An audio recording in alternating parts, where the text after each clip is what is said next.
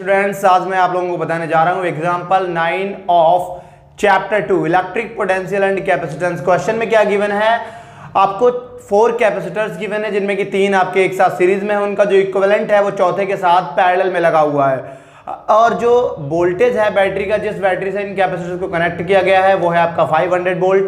आपको इस सर्किट का इक्विवेलेंट कैपेसिटेंस निकालना है और आपको इस सर्किट में सॉल्व करना है चार्ज, हर एक कैपेसिटर पे कितना चार्ज होगा। तो हम लोग सॉल्व करते हैं। सबसे पहले अगर मैं बात करूं इन 3 C1 C2 C3 की, ये आपको दिख रहे होंगे निगेटिव पॉजिटिव, फिर से निगेटिव पॉजिटिव। अगर कोई भी कैपेसिटर का निगेटिव एंड जो है, निगेटिव प्लेट जो है वो पॉजिटिव से कनेक्टेड है, इसका मतलब वो सीरीज में है।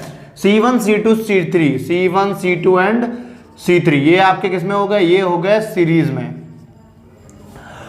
और इनकी वैल्यू की बात करें तो इनकी वैल्यू गिवन है में 10 माइक्रोफैराड है। तो सीरीज के लिए अगर मैं इनका इक्विवेलेंट निकालूं 1/C इक्विवेलेंट, तो ये आपका हो जाएगा 1/C1 plus 1/C2 plus 1/C3। तो ये कितना हो जाएगा 1/10 प्लस 1/10 प्लस 1/10, तो 1 1 1 यानी 3 3/10 हो जाएगा।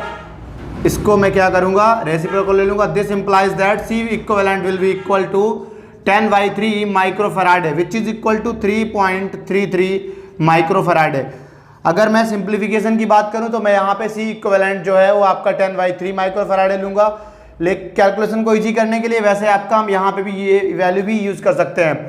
अब इन तीनों का जो इक्विवेलेंट है, इन तीनों को मैंने हटा दिया, इनकी जगह पे एक इक्विवेलेंट हो गया।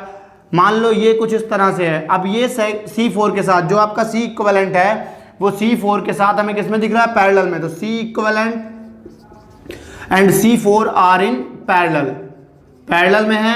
अब अगर मुझे वैल्यू निकालनी है, this implies that C will be equal to C equivalent plus C4, और C इक्विवेलेंट हमारा कितना निकल के आया था 3.33 प्लस C4 कितना है, C4 आपका 10 है, क्योंकि यहां पे कहा गया है आपसे ईच कैपेसिटर की वैल्यू जो है वो आपकी 10 माइक्रोफैराडे है। तो यहां पे ये आपका हो जाएगा 13.33 माइक्रोफैराडे। इसके बाद में क्या सॉल्व करना है, चार्ज निकालना है, चार्ज ऑन ईच कैपेसिटर। तो ये आपके तीनों सीरीज में है, C1 C2 C3 सीरीज में है, और सीरीज में हमें पता है सीरीज में आपका चार्ज कैसा रहेगा, सीरीज में चार्ज आपका रहता है सेम। तो मैं इनको यहां पे voltage V will be equal to V1 plus V2 plus V3। अब V हमारा 500 वोल्ट है, इज इक्वल टू, हम बात कर लेते हैं V1 की। V1 आपका कितना हो जाएगा Q/C1 plus Q/C2 plus Q/C3, क्योंकि चार्ज जो है वो सब में कैसा है, चार्ज आपका सेम है। चार्ज जितने भी कैपेसिटर हैं C1 C2 इन सब पे चार्ज सेम रहेगा। Q मैंने कॉमन ले लिया, ये आपका हो जाएगा 1/C1 1/C2 प्लस 1/C3। तो यहां से Q निकालना है मुझे, Q इंटू ये 1/C1 C2 C3 क्या है, ये आपका है 1/C इक्विवेलेंट, 1/C इक्विवेलेंट 500। अगर मैं Q निकालूं यहां से Q will be equal to 500 into C equivalent. तो 500 C इक्विवेलेंट की बात कर लेते हैं। C इक्विवेलेंट कितना निकल के आया था 10/3 माइक्रो, यानी 10⁻⁻6। कितना हो जाएगा आपका ये, मैं इसको सिंप्लीफाई कर लेता हूं। तो ये आपका 10⁻6 1 2 3 पावर सेपरेट हो गई, ये आपका हो गया 5/3 इंटू 10⁻⁻3, क्योंकि यहाँ पे 1 2 3 पावर्स इससे कम हो जाएंगे। 10⁻3 ये आपका कितना हो जाएगा 3 1 जा 3 पॉइंट लगाया, 2 बचा, 3 6 जा 18, 1.66 इंटू 10⁻3 आपका चार्ज निकल आएगा कूलम। नेक्स्ट हम बात कर लेते हैं सेकेंड वाले के लिए। तो सेकंड वाले के लिए अब पोटेंशियल अगर दोनों पैरेलल में है C इक्विवेलेंट और C4, तो दोनों के लिए पोटेंशियल कैसा होगा, पोटेंशियल सेम होगा।